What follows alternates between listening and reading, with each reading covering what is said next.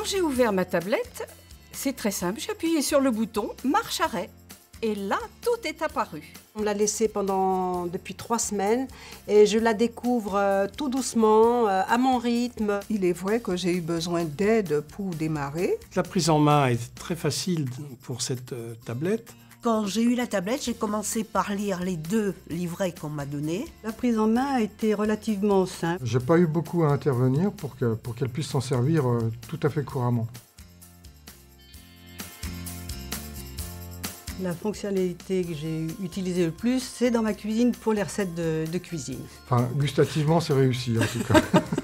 Je me suis servi d'ardoise pour m'entraîner, chercher des contacts, adresser des emails. J'adore les jeux, j'adore les cartes.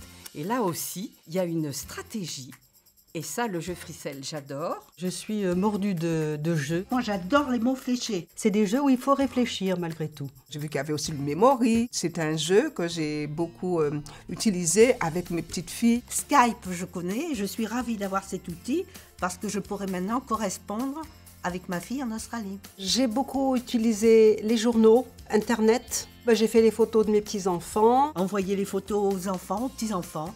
Parmi les applications, j'ai chargé Maps. On se sert aussi de l'ardoise comme GPS. Pour moi, l'intérêt de la tablette, c'est surtout la mobilité. Je suis une femme très coquette.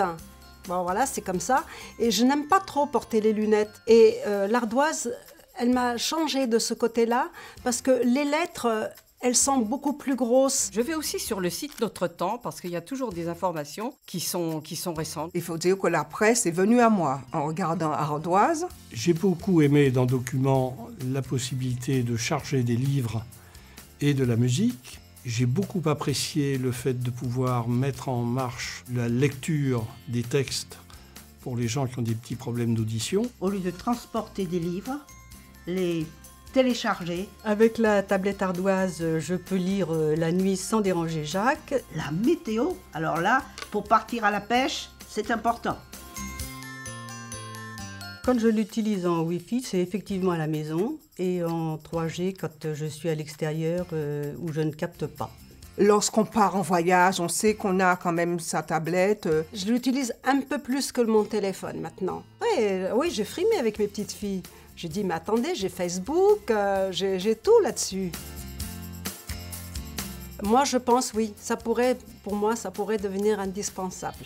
On ne peut pas se passer d'une tablette de genre, c'est très sécurisant. Vraiment, cette tablette ardoise, je pense, va devenir un instrument indispensable pour moi. En plus, elle est très facile à mettre dans les sacs à main féminins. C'est des sacs à main de Daniel.